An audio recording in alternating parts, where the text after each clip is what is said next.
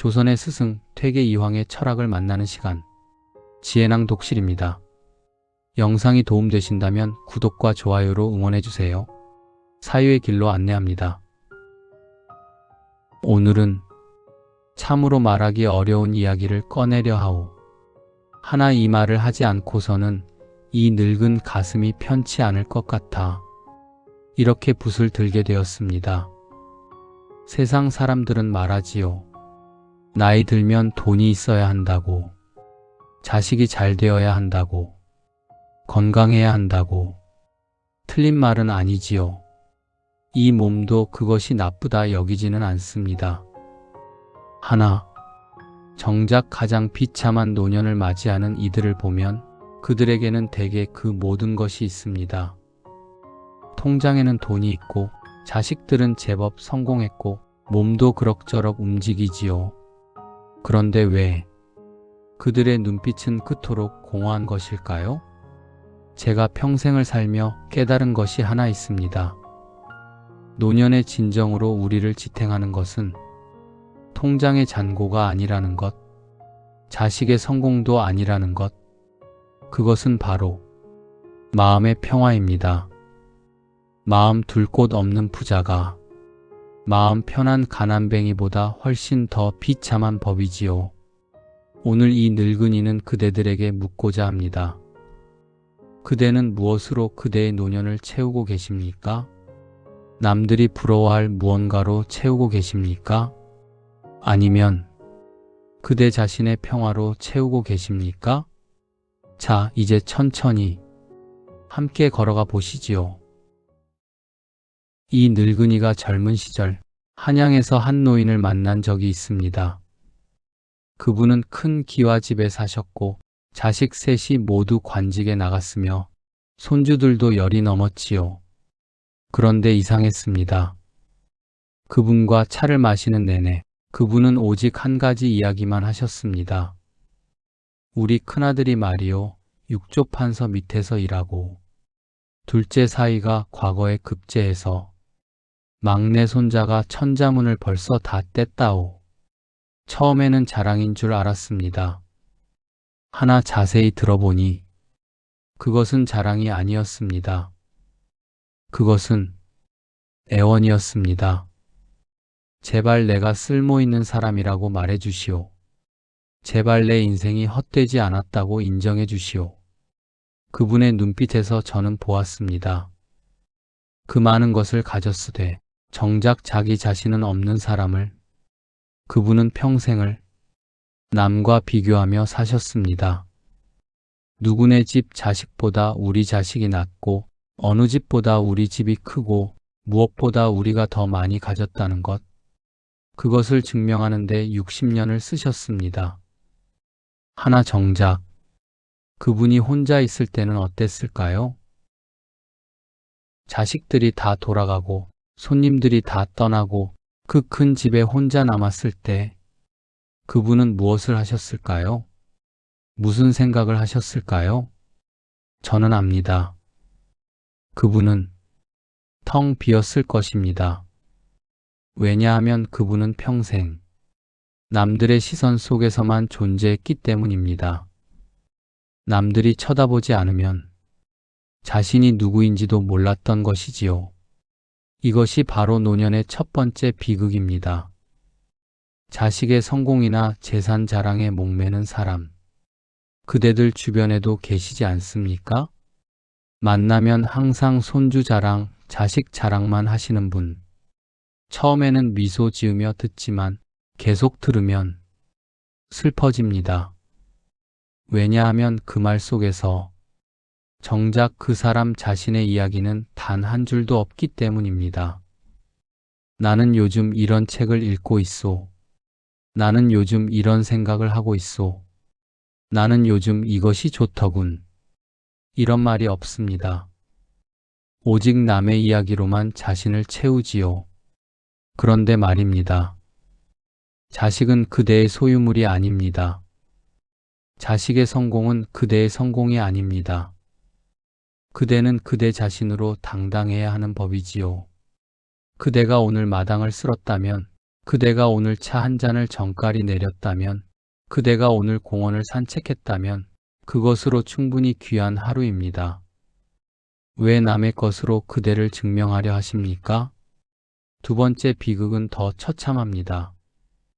끊임없이 욕심을 부리느라 주변 사람을 도구로 대하다 고립되는 노년. 저는 또 한 분을 기억합니다. 평생을 더 많이, 더 높이만 외치며 사신 분. 80이 넘으셨는데도 아직도 재산을 불리는 데만 혈안이 되어 계셨습니다. 자식들을 만나면 늘 이런 말씀만 하셨지요. 이 땅은 나중에 너희 거다. 잘 관리해라. 이 돈은 내가 죽으면 너희 것이니 함부로 쓰지 마라. 그 사람과는 거래하지 마라. 손해다. 그분에게 사람은 사람이 아니었습니다. 손익계산서의 한 줄이었고 투자 대상이었고 이용 가치였습니다.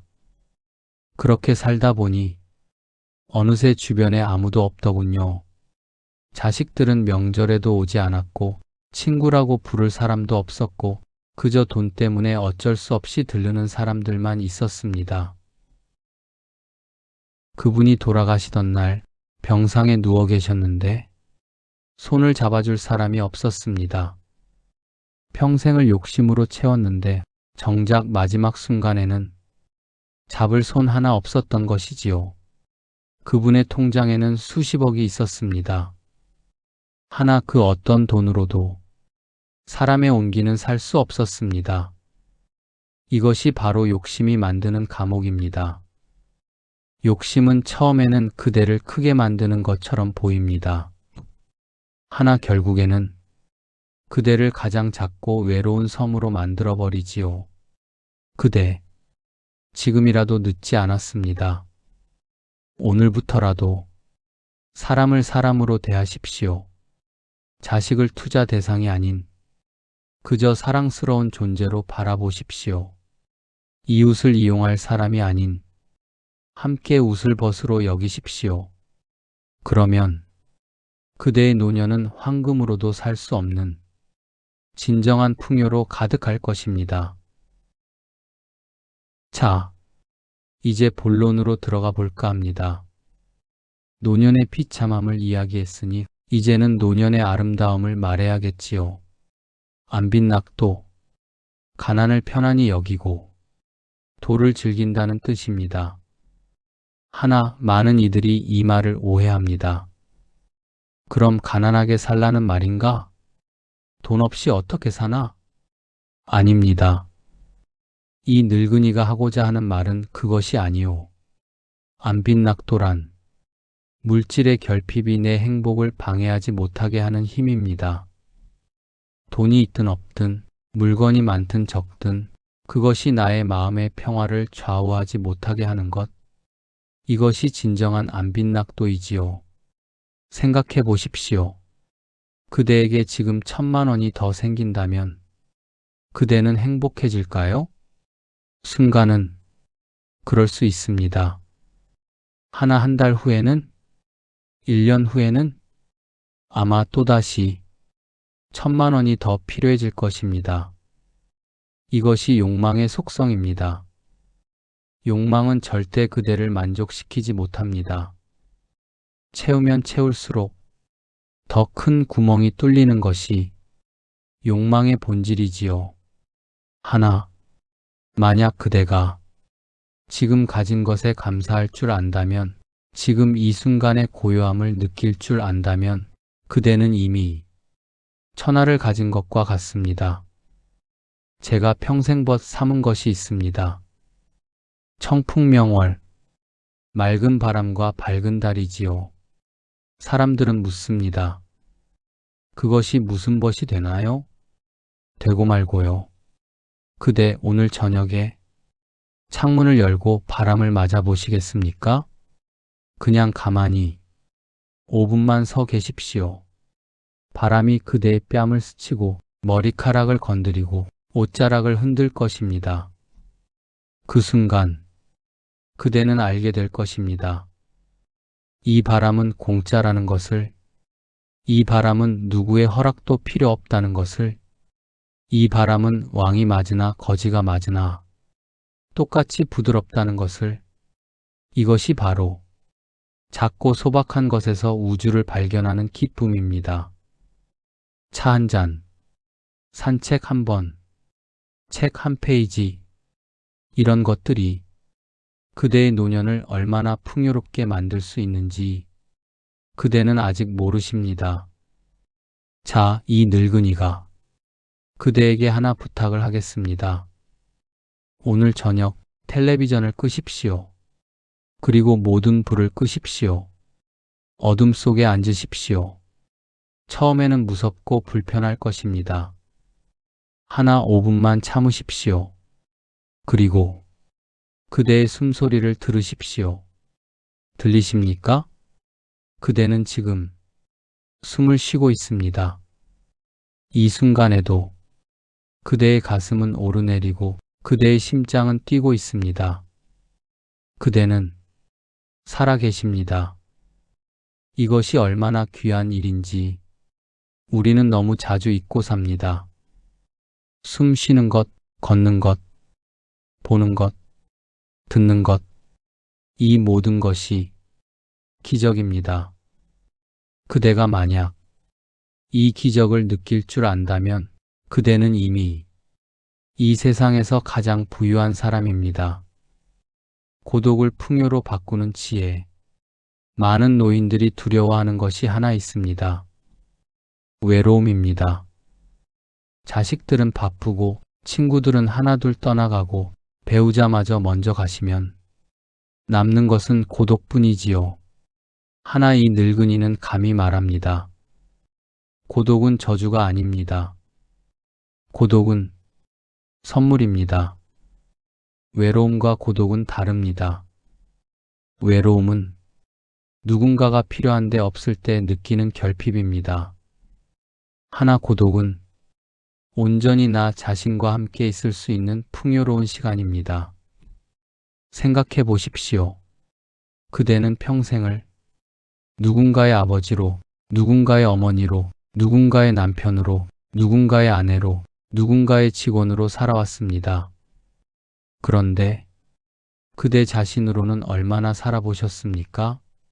노년의 고독은 비로소 그대가 나 자신과 만날 수 있는 시간입니다.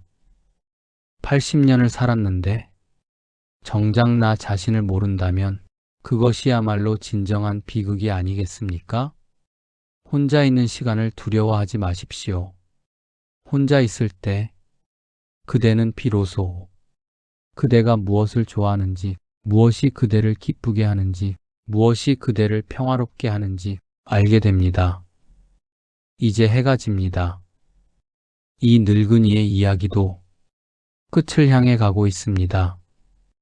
인생의 마지막 장을 우아하게 닫는 법그대, 그대는 지금까지 참으로 많은 것을 해내셨습니다. 그대는 어린 시절의 가난을 견뎌냈고, 젊은 시절의 고난을 이겨냈고, 중년의 무게를 짊어지고 걸어왔습니다. 자식을 키우며 밤을 지새우셨고, 가족을 먹여 살리기 위해 뼈를 깎는 노동을 하셨고, 때로는 자존심을 접어야 했고, 때로는 눈물을 삼켜야 했습니다. 그대는 정말 잘 살아오셨습니다. 세상은 그대에게 더 많이 가지라고 채근하지요. 더 성공하라고, 더 높이 올라가라고, 더 많이 쌓으라고. 하나 이 늙은이는 감히 그대에게 말합니다. 이제 그만 내려놓으셔도 됩니다. 더 이상 증명하지 않으셔도 됩니다. 더 이상 남과 비교하지 않으셔도 됩니다. 더 이상 욕심내지 않으셔도 됩니다. 그대는 이미 충분히 귀한 사람입니다. 당신은 이미 충분합니다. 이 세상의 모든 노인들에게 이 늙은이가 전하고 싶은 말이 있습니다. 그대의 가치는 통장 잔고로 증명되지 않습니다. 그대의 가치는 자식의 성공으로 증명되지 않습니다. 그대의 가치는 남들의 부러움으로 증명되지 않습니다. 그대는 그저 그대로 존재하는 것만으로 이미 충분히 귀합니다. 그 주름진 손을 보십시오. 그 손은 아이를 안아주었고, 밥을 지어 먹였고, 눈물을 닦아주었고, 세상과 싸워 이겨냈습니다. 그 손 하나하나의 주름이 그대의 역사입니다. 그것으로 충분합니다. 그 굽은 등을 보십시오. 그 등은 가족을 위해 짐을 지고 세월의 무게를 견디고 폭풍우를 막아주었습니다. 그 등의 곡선 하나하나가 그대의 사랑입니다. 그것으로 충분합니다. 그대는 이미 충분히 아름답습니다. 더 가질 필요가 없습니다. 더 될 필요가 없습니다. 그저 지금 이 순간 그대로 있으면 됩니다. 이 늙은이가 마지막으로 그대와 약속 하나를 하고 싶습니다. 오늘 밤 잠들기 전에 거울을 보십시오. 그리고 거울 속 그대의 눈을 똑바로 바라보며 이렇게 말해 주십시오. 고생했다. 참 잘 살았다. 이제는 편히 쉬어도 된다. 부끄러워하지 마십시오. 누가 보든 말든 상관없습니다. 그대 자신에게 그대가 직접 위로와 축복을 건네는 것입니다. 평생을 남의 인정을 받으려 했다면 이제는 그대 스스로를 인정해 주십시오. 그것이 진정한 안빛낙도의 시작입니다. 최종 축원. 그대, 이 늙은이의 마지막 말을 들어주시겠습니까? 인생의 마지막 장은 가장 아름다운 장이 될 수 있습니다. 더 이상 쫓지 않아도 되고, 더 이상 증명하지 않아도 되고, 그저 바람처럼, 구름처럼, 물처럼 자연스럽게 흘러가면 됩니다. 아침에 눈을 뜨면 오늘도 살아있구나 감사하고 차 한 잔 마시며 이 따뜻함이 좋구나 미소 짓고 저녁 바람을 맞으며 이 고요함이 평화롭구나 안도하십시오. 그것이면 충분합니다. 그대의 노년은 궁전이 부럽지 않을 만큼 풍요로울 것이고 그대의 마음은 보석보다 더 값진 평화로 가득할 것입니다. 해가 집니다. 하루가 끝나갑니다. 하나 두려워하지 마십시오. 어둠은 곧 새로운 아침을 위한 준비일 뿐입니다. 그대의 인생도 마찬가지입니다. 저녁이 되었다고 끝난 것이 아닙니다. 오히려 가장 고요하고 가장 평화로운 가장 아름다운 시간이 지금부터 시작되는 것이지요. 이 늙은이 퇴계 이황은 그대의 남은 날들이 맑은 바람처럼 시원하고 밝은 달처럼 고요하고 따뜻한 햇살처럼 포근하기를 진심으로 빕니다. 안녕히 편히 쉬십시오. 그대는 이미 충분히 아름답습니다. 오늘 이 영상을 보신 모든 분들께 아무리 작은 위로라도 되었기를 바랍니다. 그대들은 모두 귀한 분들입니다. 부디 오늘 밤만큼은 텔레비전을 끄고 어둠 속에 앉아 그대 자신의 숨소리를 들어보십시오. 그것이면 충분합니다.